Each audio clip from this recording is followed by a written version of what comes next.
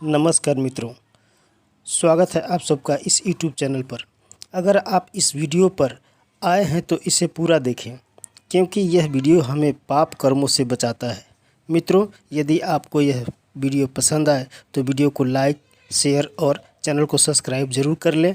तो आइए शुरू करते हैं इस वीडियो को। गरुड़ जी ने कहा, हे भगवान, यमलोक का कितना दुखदाई मार्ग है। जीव उसमें पाप करने से वहाँ कैसे जाता है, मुझसे वह सब कहिए। श्री भगवान जी ने कहा, हे गरुड़, यमलोक मार्ग अत्यंत कष्टदायी है। मेरे भक्त होते हुए तुम उसे सुनकर कांप जाओगे। वृक्षों की छाया उस यमलोक में बिल्कुल नहीं है, जिसके नीचे जीव क्षण मात्र के लिए विश्राम कर सके। वहाँ अन्न आदि भी कुछ नहीं है, जिसे खाकर जीव अपने प्राणों का निर्वाह कर सके। वहाँ कहीं जल भी दिखाई नहीं देता है, जिसे प्यास से व्याकुल प्राणी पी सके। हे खगश्रेष्ठ, 12 सूर्य उस लोक में प्रलय काल के समान तपते रहते हैं। वहाँ जीव हवा ठंडक से अत्यंत पीड़ित होता है। कहीं बड़े बड़े भयानक और विषैले सांपों से कटाया जाता है, कहीं कांटों से बिंधाया जाता है, कहीं कहीं चिंघाड़ते सिंह, व्याघ्र और खूंखार कुत्तों से खिलाया जाता है, कहीं जहरीले बिच्छुओं से कटाया जाता है और प्रज्वलित अग्नि से जलाया जाता है। तब इसके बाद उस जीव को एक 80 पत्र वन में, जो 2000 योजन विस्तार का है, उस वन में कौवा, गीध, उल्लू और भयानक मक्खियाँ रहती हैं, और उस वन के चारों ओर प्रचंड दयाग्नि लगी रहती है। डंक युक्त मक्खियों के काटने तथा अग्नि की गर्मी से तप्त जब वह जीव वृक्ष के नीचे जाता है, तब उसका शरीर तलवार के समान तेज उन वृक्षों के पत्तों से छिन्न भिन्न हो जाता है। कहीं पर्वत पर से नीचे गिराया जाता है, कहीं अंधेरे कुएं में गिराया जाता है, कहीं छुरों के धार के समान तीक्ष्ण मार्ग में पैदल चलाया जाता है, कहीं कहीं नुकीले कीलों के ऊपर से चलाया जाता है, कहीं जल में, कहीं जोंक से भरे कीचड़ में गिराकर उनसे कटाया जाता है, कहीं अंधकार युक्त गुफाओं में गिराया जाता है, कहीं जलती हुई कीचड़ में गिराया जाता है, कहीं तने के समान जलती हुई पृथ्वी पर और कहीं जलते हुए बालू पर चलाया जाता है, तो कहीं अंगारे के समूह में झोंका जाता है, कहीं जहरीले धुएं से व्याप्त मार्ग से चलाया जाता है, कहीं आग और पत्थर के टुकड़ों की वर्षा, कहीं कहीं रक्त, शस्त्र और गर्म जल के वर्षा होती है, कहीं खारे कीचड़ की वर्षा होती है, तो कहीं भयानक गुफा एवं कंदरा में घुसाया जाता है, जिसमें बहुत ही गहरा अंधकार है, और कहीं कठिनाई से चढ़ने योग्य शिलाएं हैं, कहीं विष्ठा से, कहीं रक्त से एवं कहीं पीप से भरे कुंड है, जिसमें रहना पड़ता है। एक वैतरणी नदी की घोर मध्य मार्ग है, जो देखने मात्र से भय को देने वाली है, जिसकी बातें सुनने मात्र से रोमांच हो जाता है। 100 योजन वह नदी चौड़ी है, जिसका किनारा हड्डियों से बना है और जिसमें पीप रक्त भरा हुआ है। रक्त, मांस और पीप के कीचड़ भरे हैं, जो बड़ी गहरी है तथा बड़े दुख से पार की जाने योग्य है, जिसमें सेवार घास ही केस के समान है, जो बड़े बड़े घड़ियालों से पूर्ण है। मांस खाने वाले सैकड़ों प्रकार के पक्षियों का इसमें निवास है। हे गरुड़, आग की ज्वाला से तृप्त होकर घी जैसे कड़ाह में खौलता है, उसी प्रकार उस नदी का जल पापी को आया देखकर खौलता है, और वह सुई के समान मुख वाले कीड़ों से चारों ओर से संयुक्त है। गिद्ध और कौवों से, जिनकी चोंच वज्र के समान है, वह नदी व्याप्त है। सोंस, मगर, घड़ियाल, मछली, जोंक, मछुआ तथा अन्य मांस भक्षक जलचरों से भरी पड़ी है। उस नदी में अत्यंत रोता हुआ पापी जीव छोड़ा गया है।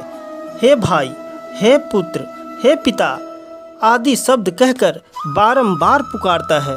वह पापी जब जीव भूख प्यास से पीड़ित होता है तब खाने और पीने को वही रुधिर और मांस मिलता है, वहीं रक्त और फेन से युक्त नदी ही है। भयदायक घनघोर गर्जन करती हुई उस नदी को वह पापी मनुष्य देखने मात्र से मूर्छित हो जाता है। उसमें अनेक प्रकार के जहरीले बिच्छू और सर्प भरे हैं, जिसमें गिरे हुए जीव की रक्षा करने वाला कोई प्राणी नहीं रहता। नदी के सैकड़ों हजारों भंवरों में पड़कर वह पापी जीव पताल के नीचे जाता है। क्षण भर में फिर वही जीव ऊपर को आता है। हे गरुड़, यह नदी पापी जीवों के पतन के लिए ही बनाई गई है। अत्यंत कठोर दुख को देने वाली ऐसी नदी का आर पार दिखाई नहीं देता।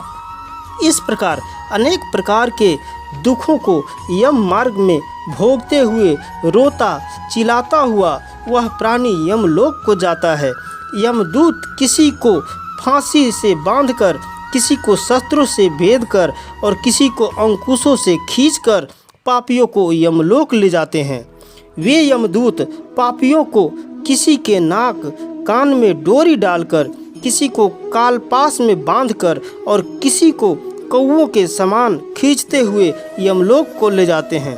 गर्दन, भुजा और पैर में सांकल बांधकर तथा लोहे का भारी बोझ उन पर लादकर रास्ते में चलने के लिए उनसे कहते हैं। उनको मुद्गर से भयानक यमदूत मारते हैं। वह दुखी और पापी जीव मुंह से रक्त गिराता है और उसी को फिर खाता है। अपने किए कर्मों के लिए सोचता है और गलानी करता हुआ अनेक प्रकार के दुखों को भोगता यमलोक को जाता है। यम मार्ग में जाता हुआ वह अज्ञानी हा पुत्र, हा पौत्र ऐसा कहकर विलाप करता है, संतप्त होता है। मनुष्य को जन्म पाकर मैंने कुछ भी धर्म नहीं किया, वह प्राणी मन में ऐसा सोचता है। हे शरीर, अपने किए कर्मों को भोगो, क्योंकि तुमने न तो कभी अग्नि में हवन किया, न कुछ दान ही किया है, न तपस्या की, न देवताओं का प्रेम पूर्वक पूजन ही किया और न ही सविधि तीर्थों की सेवा की, ब्राह्मणों का पूजन और गंगा स्नान भी नहीं किया है। तुमने कभी साधुओं को न तो सेवा की और न ही परोपकार किया। इसलिए हे देहीन, अपने किए कर्मों का फल भोगो। मनुष्यों, पशु पक्षियों के पीने के लिए निर्जल देश में जलाशय नहीं बनवाया। ब्राह्मणों और गौओं को जीविका के लिए कुछ साधन नहीं बनाए। इसलिए हे देहीन, अपने किए बुरे कर्मों के फल को भोगो। कभी पर्याप्त मात्रा में अन्नदान एवं गौओं को तृण भी नहीं दिया है। वेद शास्त्र के अर्थों पर श्रद्धा भी नहीं की, न कभी पुराणों को सुना और न तो कथावाचक व्यास का पूजन ही किया है। इससे देहीन बुरे किए अपने कर्मों के फल को भोगो। अपने स्वामी की आज्ञा का भी पालन नहीं किया और न ही कभी बड़ों की सेवा एवं आदर सत्कार ही किया है। इसलिए हे शरीर, अपने किए कर्मों को भोगो। स्त्रियों के लिए पति की सेवा करना ही परम धर्म है। इसको जानते हुए भी पति की सेवा जिस स्त्री ने नहीं की, पति के मरने पर भी सती नहीं हुई, वैधव्य जीवन व्यतीत करती हुई जिसने तपस्या नहीं की, इससे हे देहीन, अपने किए कर्मों का फल भोगो। अपने पूर्व कर्मों के द्वारा अत्यंत दुखदायी नारी शरीर पाया, तिस पर उसने न तो महीनों के न चंद्रायन व्रत ही किया और न उस शरीर को नियमों द्वारा क्लेशित किया। इस प्रकार अनेक विलाप करता हुआ स्त्री पुरुष जीव अपने पूर्व देह को स्मरण करता हुआ यह मानव शरीर कहाँ चला जाता है। वह जीव ऐसा कहता हुआ यम मार्ग में जाता है। वह प्रेत रूपी जीव 17 दिन तक वायु के समान चलता है। हे गरुड़, वह प्रेत सौम्यपुर नामक नगर में 18वें दिन पहुँचता है और सौम्यपुर नगर में महान प्रेतों के गण रहते हैं। पुष्पभद्रा नाम की नदी वहाँ पर है और एक वट वृक्ष सुंदर और सुखकारी वहीं पर है। वहाँ पर जीव यमदूतों के साथ विश्राम करता है और स्त्री पुत्र आदि के सुख को स्मरण करके दुखित होता है। मित्र, धन, नौकर, स्त्री आदि का चिंता करता है। वहाँ के यमदूत तब कहते हैं कि स्त्री, पुत्र, भृत्य, धन इत्यादि सुख वाले कहाँ हैं? हे मूर्खों, अपने किए कर्मों के फल को भोगते हुए अधिक समय वाले मार्ग पर चलो। हे परलोक यात्री, तुम्हारे ऐसे प्राणियों के साथ चलने वाले हम यमदूतों के बल को तू नहीं जानता। ऐसा प्रयास तूने कभी नहीं किया जिससे यम की यातना न सहनी पड़े। अब तो निश्चय ही तुझे यमलोक को चलना होगा। अब किसी भी प्रकार का मोल भाव इसमें नहीं हो सकता है। बालक भी यमलोक को जानते हैं। तुमने यम की यातना क्या सुनी नहीं थी? ब्राह्मणों के मुख में क्या कभी पुराण भी नहीं सुना? ऐसे कहकर यमदूत मुद्दतगरों से मारते हैं। यह मूर्छित होकर गिरता, फिर उठता है और तब दौड़ने लगता है। फिर फंदे से बलपूर्वक यमदूतों द्वारा घसीटा जाता है। वह जीव 13वें दिन घर से चलता है। 18वें दिन सौम्यपुर नगर में पहुंचता है। वहां पहुंचकर स्नेह अथवा श्रद्धापूर्वक पुत्रों द्वारा दिए मासिक श्राद्ध का भोजन करता है। फिर सौरीपुर को गमन करता है। सौरीपुर में यम के स्वरूप को धारण करने वाला जंगम नाम का राजा है। उसको देखकर भयभीत हो जाता है और वहीं विश्राम करता है। उस नगर में पहुंचकर त्रिपाक्षिक श्राद्ध में दिए हुए अन्न जल का भोजन करता है और उस नगर को पार करता है। इसके बाद वह प्रेत शीघ्रता से नगेंद्र भवन में पहुंचता है। वहां एक भयानक वन है। उसको देख दुखी होता है, रोता और चिल्लाता है। निर्दय यमदूत उसको बारंबार खींचते और घसीटते ले जाते हैं। उस वन को वहां प्रेत 2 मास में पार करता है। वहीं घर वालों द्वारा द्विमासिक श्राद्ध में दिए अन्न, जल, वस्त्र आदि को खा पहनकर फिर उन्हें यमदूतों के साथ आगे को चलता है। 3रे महीने में वह प्रेत गंधर्व पतन पर पहुंचकर परिवार वालों द्वारा दिए पिंड को भोजन करके आगे को चलता है। 4थे महीने में शैलपुर नामक नगर में पहुंचता है। वहां पत्थरों की वर्षा से अत्यंत पीड़ित होता है। वहां 4थे महीने में दिए पिंड को खाकर कुछ सुखी होता है। फिर वह जीव 5वें महीने में कौचपुर में पहुंचता है। वहां 5वें महीने में दिए श्राद्ध आदि को खाकर क्रूरपुर में पहुंचता है, जहां अत्यंत निर्दय प्राणी रहते हैं। 5.5 महीने में दिए अन्न और जल को खाकर वहां ठहरता है। आधे मुहूर्त तक ठहरकर यमदूतों के साथ आगे को चलता है। वहां आधा मुहूर्त तक ठहरकर यमदूतों के ताड़न से कांपता, अति दुखित होता, वह यमदूतों से घसीटता हुआ उस नगर से चलता है। वहां से चलकर चित्र भवन नामक नगर में पहुंचता है, जहां विचित्र नामक यमराज का छोटा भाई राज्य करता है। वहां बड़े विचित्र शरीर वाले को देखकर भागना चाहता है, परंतु परवश में पड़ा रहता है। उस प्रेत के आगे तब वैतरणी खेने वाली मलाह आकर कहते हैं, वैतरणी नदी के पार उतारने वाले हम लोग हैं। यह नौका है। यदि तुम्हारा पुण्य हो तो आकर इस नौका पर बैठ जाओ। ज्ञान दृष्टि वाले मुनीश्वर ने दान को वितरण कहा है। उस दान से जो तर जाए, पार हो जाए, उसको वैतरणी कहते हैं। उस प्रेत से केवट कहते हैं कि यदि तूने गोदान दिया है तो इस नौके से पार जा सकता है, अन्यथा नहीं। वह प्रेत उनके वचन को सुनकर केवल हा दैव कहता है और वह नदी उबलने लगती है। उसे उबलती देखकर पापी को यमदूत उस नदी में छोड़ना चाहते हैं। वह जीव तब बहुत चिल्लाता है।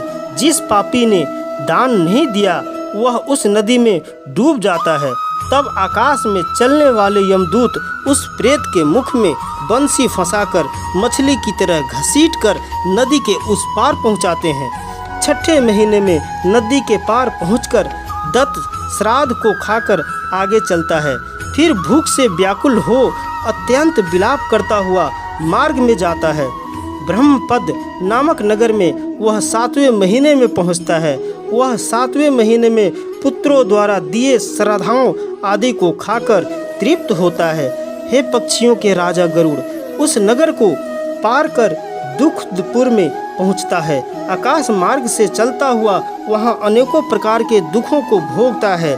8वें महीने के श्राद्ध में दिए हुए अन्न जल आदि को वहीं पर भोजन करके आगे को चलता है।